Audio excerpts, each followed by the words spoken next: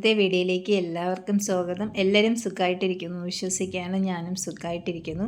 അപ്പോൾ അതാ രാവിലെ എണീറ്റ് കിച്ചണിൽ വന്ന് അപ്പോൾ തലേ ദിവസം രാത്രി കുറച്ച് ചിക്കനൊക്കെ വാങ്ങിച്ച് കറിയൊക്കെ വെച്ച് കഴിച്ചപ്പോൾ ഒത്തിരി ലേറ്റായി. അതുകൊണ്ട് പിന്നെ പെട്ടെന്ന് അടുക്കളയൊക്കെ ഒന്ന് ക്ലീൻ ചെയ്ത് പാത്രങ്ങളൊക്കെ കഴുകി അങ്ങ് സ്റ്റാൻഡിലൊന്നും വച്ചില്ല കേട്ടോ. ഇതുപോലെ വച്ചിട്ട് അങ്ങ് പോയി.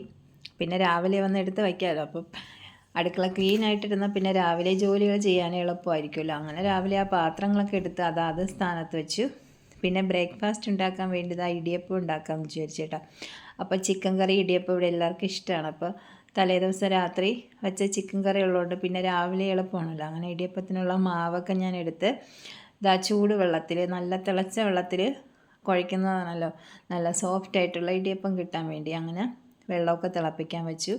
അപ്പോൾ വെള്ളം തിളപ്പിക്കാൻ വെച്ച് അതിലേക്ക് ആവശ്യത്തിന് ഉപ്പും പിന്നെ കുറച്ച് ഓയിലും കൂടെ നമുക്ക് വേണമെങ്കിൽ മാവിൽ ഒഴിച്ച് കൊടുക്കാം കേട്ടോ. ഇത് ഇങ്ങനെ കറക്കിയെടുക്കാൻ ബുദ്ധിമുട്ടുള്ളവർക്ക് കുറച്ച് ഓയിലും കൂടെ മാവിലൊഴിച്ച് മാവ് തയ്യാറാക്കി എടുക്കുകയാണെങ്കിൽ നമുക്ക് ഈസി ആയിട്ട് ഇടിയപ്പം റെഡിയാക്കി എടുക്കാം. അപ്പം ഞാൻ ഇങ്ങനെ ഇടയ്ക്കിടയ്ക്ക് ഉണ്ടാക്കുന്നതുകൊണ്ട് എനിക്കത്ര ബുദ്ധിമുട്ടായിട്ട് തോന്നുന്നില്ല. അതുകൊണ്ട് ഞാൻ ഓയിലൊന്നും ഒഴിച്ചില്ല കേട്ടോ. നല്ല തിളച്ച വെള്ളത്തിൽ ആവശ്യത്തിന് ഉപ്പൊക്കെ ചേർത്ത് മാവ് കുഴച്ചെടുത്ത് ഇതുപോലെ കറക്കി എടുക്കണം കേട്ടോ. അപ്പോൾ ഇത് ഒരു 10 മിനിറ്റൊക്കെ ആകുമ്പോൾ അത് റെഡിയായി കിട്ടും. അങ്ങനെ ഞങ്ങൾ ബ്രേക്ക്ഫാസ്റ്റ് ഇടിയപ്പവും ചിക്കൻ കറിയൊക്കെ എടുത്ത് ഞാൻ ഡൈനിങ് ടേബിളിൽ വെച്ച് ഞങ്ങൾ കഴിക്കണം കേട്ടോ. അപ്പോൾ അതൊക്കെ കഴിച്ചിട്ട് ഇനി കുറച്ച് ജോലിയുണ്ട്.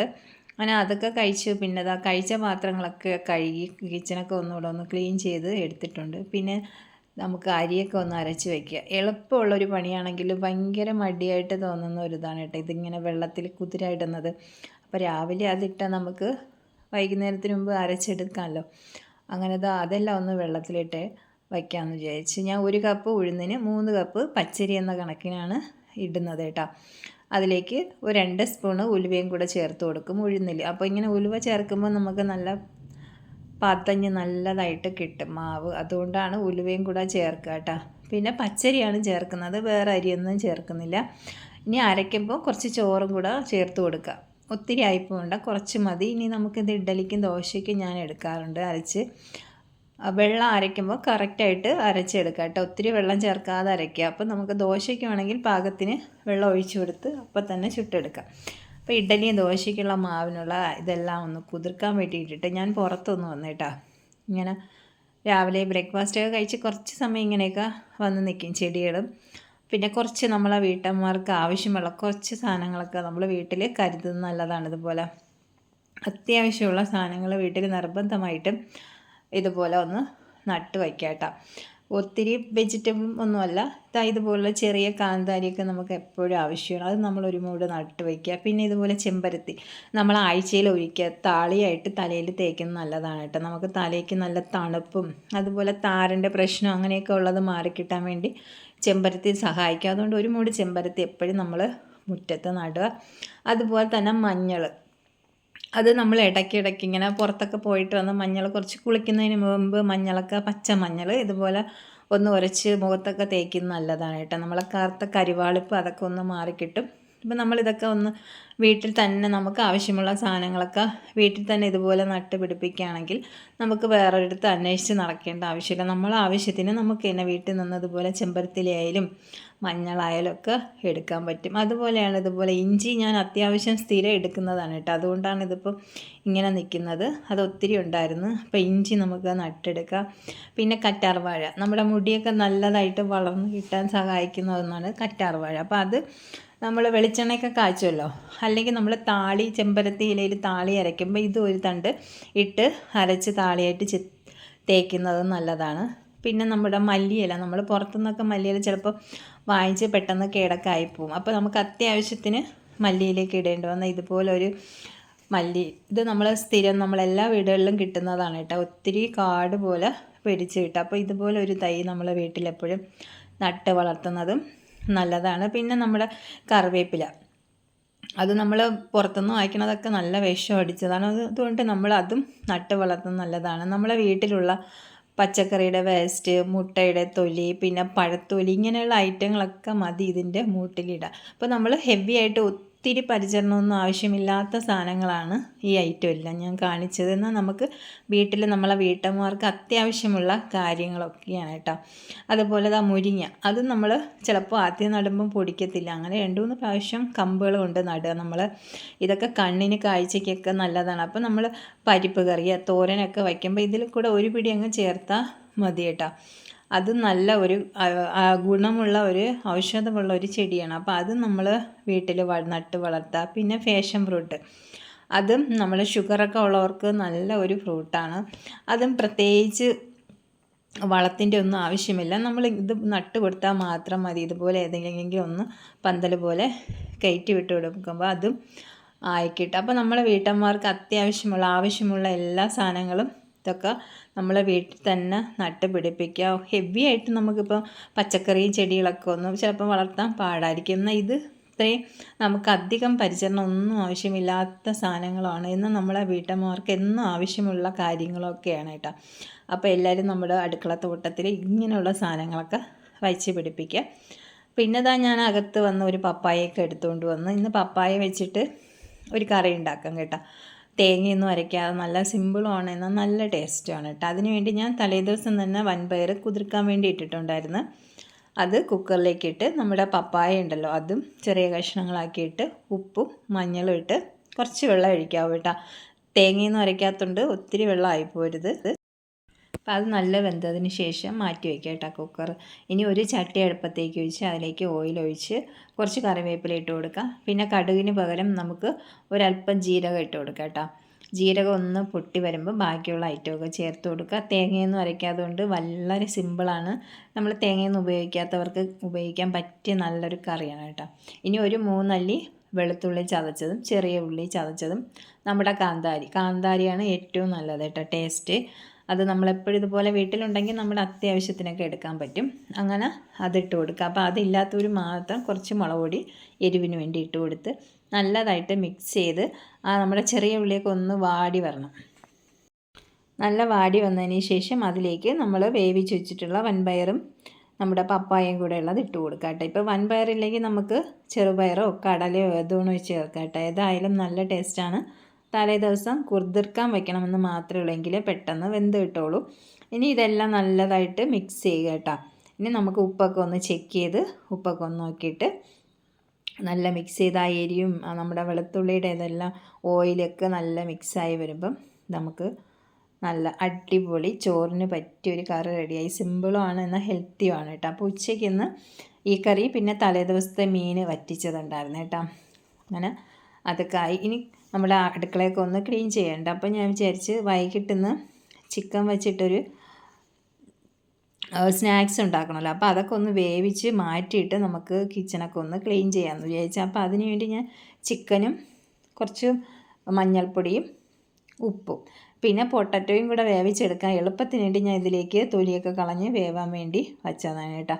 അപ്പോൾ അതെല്ലാം ഒന്ന് വെന്ത് മാറ്റി വെച്ച് കേട്ടോ. അപ്പോൾ നമ്മൾ അടുക്കളയൊക്കെ ക്ലീൻ ചെയ്യുന്നതിന് മുമ്പ് ഇത് വേവിച്ച് വെച്ചാൽ പിന്നെ ഈസി ആവും. ഇല്ലെങ്കിൽ നമ്മൾ അടുക്കളയൊക്കെ വൃത്തിയാക്കി പിന്നെ വീണ്ടും വൈകിട്ട് വരുമ്പം ഈ കുക്കറിൽ ചിലപ്പോൾ നമ്മൾ വിസിലൊക്കെ കേൾക്കുമ്പോൾ ഇവിടെ അത്രയൊന്ന് തെറിച്ച് വീണ്ടും നമുക്ക് ഇരട്ടി ജോലിയാവും. അതുകൊണ്ട് ഇതുപോലെ നമ്മൾ വൈകിട്ട് എന്തെങ്കിലുമൊക്കെ സ്നാക്സ് ഉണ്ടാക്കണം ഇതുപോലെ കുക്കറിലൊക്കെ വേവിക്കുന്ന ഐറ്റമാണെങ്കിൽ നമുക്ക് നേരത്തെ വേവിച്ച് റെഡിയാക്കി മാറ്റി വയ്ക്കാം കേട്ടോ. അപ്പോൾ നമുക്ക് എളുപ്പമാവും കേട്ടോ. വൈകിട്ട് ആ ചായ കുടിക്കുന്ന സമയത്ത് പിന്നെ അത് റെഡിയാക്കിയ ജോലിയല്ലേ ഉള്ളൂ. അങ്ങനെ അത് അടുക്കളയും ഞാൻ അടുപ്പും കിച്ചൺ സ്ലാബൊക്കെ തുടച്ച് വൃത്തിയാക്കി പിന്നെ കുറച്ച് കുടിക്കാനുള്ള വെള്ളം വേണമായിരുന്നു, അത് തീർന്നായിരുന്നു. അപ്പോൾ അതും കൂടെ തിളയ്ക്കാൻ വെച്ചു. പിന്നെ അത് കഴിഞ്ഞ് ഫുഡൊക്കെ കഴിച്ചു. പിന്നെ ഇതാ വൈകിട്ടാണ് കേട്ടോ ഞാൻ പിന്നെ അടുക്കളയിൽ വന്നത്. അപ്പോൾ നമ്മുടെ വേവിച്ച് വെച്ചിട്ടുള്ള ചിക്കനൊക്കെ നല്ല വെന്തു. പൊട്ടറ്റോയും ഇതാ ഇതുപോലെ മുഴുവനായിട്ടുകൊണ്ട് ഒന്ന് പാടായിരുന്നു കേട്ടോ. അപ്പം ഒന്ന് 4ആയിട്ടൊക്കെ കട്ട് ചെയ്തിട്ടിട്ട് പെട്ടെന്ന് വെന്ത് കിട്ടും. അപ്പോൾ അത് ഒന്ന് പൊടിച്ചെടുക്കുക. ചിക്കൻ നമുക്ക് നമ്മുടെ മിക്സിയുടെ ജാറിലേക്ക് ഇട്ടൊന്ന് ക്രഷ് ചെയ്തെടുക്കുക. അതുപോലെ പൊട്ടറ്റോയും ഒന്ന് പൊടിച്ച് മാറ്റി വയ്ക്കുക. ഇനി ഇതാ ഒരു പാത്രത്തിൽ ഓയിൽ ഒഴിച്ച് ചൂടാകുമ്പോൾ കറിവേപ്പിലയും വെളുത്തുള്ളി ഇഞ്ചി ചതച്ചതും പച്ചമുളകും കൂടി ഇട്ട് കൊടുക്കുക കേട്ടോ. പച്ചമുളകാണ് ഞാനിപ്പോൾ എരിക്ക് വേണ്ടി എടുത്തിട്ടുള്ളത്. ഇനിയിപ്പോൾ കുരുമുളക് വേണമെങ്കിലും ചേർക്കാം. അപ്പോൾ ഞാൻ ഒരു 3 പച്ചമുളക് കട്ട് ചെയ്തിട്ട് അതെല്ലാം ഒന്ന് വാടി വരുമ്പോൾ 2 സവാള ചെറുതായിട്ട് അരിഞ്ഞതും കൂടെ ഇട്ട് ഒന്ന് മിക്സ് ചെയ്ത് എടുക്കാം കേട്ടോ. പെട്ടെന്ന് സവാള കിട്ടാൻ വേണ്ടി അല്പം മാത്രം ഉപ്പ് ചേർക്കുക. നമ്മൾ ചിക്കനൊക്കെ വേവാൻ വേണ്ടി ഉപ്പിട്ടല്ലോ, അതുകൊണ്ട് അതൊക്കെ നോക്കിയിട്ട് ഒരു പാകത്തിന് ഒരല്പം ഉപ്പും കൂടെ ചേർത്ത് നല്ലതായിട്ട് വഴറ്റിയെടുക്കുക. ഇനി നമുക്ക് ആവശ്യമുള്ള പൊടികൾ ഇട്ട് കൊടുക്കാം. ഞാനിപ്പോൾ ഗരം മസാലയും ചിക്കൻ മസാലയാണ് ഇട്ട് കൊടുക്കുന്നത് കേട്ടോ. അപ്പോൾ നമ്മുടെ കയ്യിലിപ്പോൾ ചിക്കൻ മസാല ഇല്ലാത്തവർ ഗരം മസാലയും അതോടൊപ്പം മല്ലിപ്പൊടിയും മുളക് പൊടിയും കൂടെ ഇട്ട് കൊടുക്കുക. അതൊക്കെ നമ്മൾ എത്രയാണ് ഇതുണ്ടാക്കുന്നത് അതനുസരിച്ച് നമ്മുടെ എരിവിനനുസരിച്ച് മല്ലിപ്പൊടിയും മുളക് പൊടിയൊക്കെ ഇട്ട് കൊടുക്കുക കേട്ടോ. അങ്ങനെ ഏത് പൊടി ഇട്ടാലും ഇപ്പോൾ ഇട്ടിട്ട് അതൊന്ന് മിക്സ് ചെയ്ത് എടുക്കുക. നമ്മൾ ചിക്കനും പൊട്ടറ്റോയൊക്കെ ഇട്ടതിന് ശേഷം പൊടി ഇടാൻ പാടില്ല കേട്ടോ, എങ്കിൽ ആ പച്ച മണം ഒന്നും മാറിക്കിട്ടില്ല. അതുകൊണ്ടാണ്. ഇനി നമ്മളൊന്ന് ക്രഷ് ചെയ്ത് വെച്ച് അരയ്ക്കരുത്, നമ്മുടെ പൾസ് ബട്ടൺ ഉണ്ടല്ലോ അതിലാണ് ചിക്കൻ പൊടിച്ചെടുക്കേണ്ടത്. അതുപോലെ നമ്മൾ പൊട്ടറ്റോയും ഇതാ നല്ലതായിട്ട് ഉടച്ച് എടുത്തിട്ടുണ്ട്. ഇനിയിപ്പോൾ പൊട്ടറ്റോ പ്രത്യേകം വേവിക്കുന്നവർക്ക് അങ്ങനെയും വേവിച്ചെടുക്കാം. ഞാൻ എളുപ്പത്തിന് വേണ്ടിയാണ് തൊലിയൊക്കെ കളഞ്ഞ് നമ്മൾ വൃത്തിയാക്കി ഇടുന്നത് കൊണ്ട് വേറെ കുഴപ്പമൊന്നുമില്ല. നമ്മൾ രണ്ടും ഒരേ ഡിഷ് ഉണ്ടാക്കാൻ വേണ്ടി തന്നെയാണല്ലോ. അതുകൊണ്ട് ഇതുപോലെ ചിക്കൻ വേവിക്കുമ്പം ഒരു 2-3 പീസാക്കിയിട്ട് വേവിക്കുകയാണെങ്കിൽ പെട്ടെന്ന് വെന്ത് കിട്ടും കേട്ടോ. എനിക്കിത് ഒത്തിരി സമയം എടുത്ത് വേവാൻ മുഴുവനും ഇട്ടുകൊണ്ട്, അതുകൊണ്ടാണ്. അപ്പോൾ അതെല്ലാം ഒന്ന് മിക്സ് ചെയ്ത് തണുക്കാൻ വേണ്ടി മാറ്റി വയ്ക്കും. ഇനി ഇതിനുള്ളൊരു മാവ് കൂടെ തയ്യാറാക്കണം. അതിന് ഒരു ബൗളിലേക്ക് 1 കപ്പ് മൈദയും 1/4 കപ്പ് അരിപ്പൊടി, നമ്മുടെ ഇടിയപ്പത്തിനുള്ള പൊടി ഉണ്ടല്ലോ പത്തിരിക്കൊക്കെ, അതാണ് കേട്ടോ. അതും കൂടെ ഇട്ട് എരിവിന് വേണ്ടി മുളക് പൊടി ഇട്ട് കൊടുക്കുക, അല്പം മഞ്ഞൾപ്പൊടി, പിന്നെ വേണമെങ്കിൽ ഉപ്പിട്ട് കൊടുക്കുക കേട്ടോ. എൻ്റെ മസാല ചെക്ക് ചെയ്തപ്പോൾ നല്ല ഉപ്പുണ്ടായിരുന്നു, അതുകൊണ്ട് ഞാൻ പിന്നെ ഈ മാവിൽ ഉപ്പൊന്നും ഇട്ട് കൊടുത്തില്ല. ഇനി ഇതെല്ലാം ഒന്ന് നല്ലതായിട്ട് മിക്സ് ചെയ്ത് യോജിപ്പിച്ചെടുക്കുക. ഇനി ഇതിലേക്ക് ആവശ്യത്തിന് വെള്ളം ഒഴിച്ച് നമ്മൾ പഴംപൊരിയൊക്കെ ഉണ്ടാക്കുന്ന ബാറ്റർ ഉണ്ടല്ലോ അതുപോലെ നല്ലതായിട്ട് കുഴച്ചെടുക്കുക കേട്ടോ.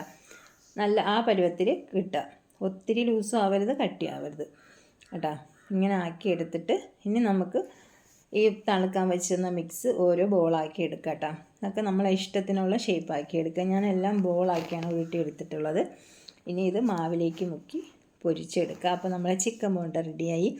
അപ്പോൾ നമ്മൾ കട്ട്ലറ്റൊക്കെ ഉണ്ടാക്കുമ്പോൾ നമുക്ക് ബ്രെഡ് പൊടി അതുപോലെ മുട്ടയൊക്കെ കാണുമല്ലോ. അപ്പോൾ അതൊന്നും കയ്യിലില്ലെങ്കിൽ നമ്മൾ എന്നും ചിക്കനൊക്കെ വീട്ടിൽ വാങ്ങിക്കാറുണ്ടല്ലോ, എന്നും അല്ലെങ്കിൽ വല്ലപ്പോഴൊക്കെ. അപ്പോൾ ചിക്കൻ വാങ്ങിക്കുമ്പോൾ ഒരു 2-3 പീസ് മാറ്റി വെച്ചാൽ മതി കേട്ടോ.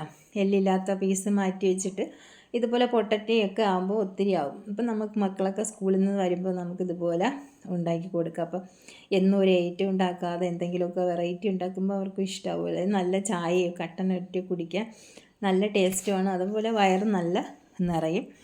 അപ്പോൾ നിങ്ങൾ ഈ വീഡിയോ കണ്ടുകൊണ്ടിരിക്കുമ്പം വീഡിയോ ഇഷ്ടപ്പെടുകയാണെങ്കിൽ ലൈക്ക് ചെയ്യാനും, അതുപോലെ സബ്സ്ക്രൈബ് ചെയ്യാത്തവരുണ്ടെങ്കിൽ ഒന്ന് സബ്സ്ക്രൈബ് ചെയ്ത് തൊട്ടടുത്തുള്ള ബെല്ലൈക്കൺ ഓണാക്കി വയ്ക്കുക.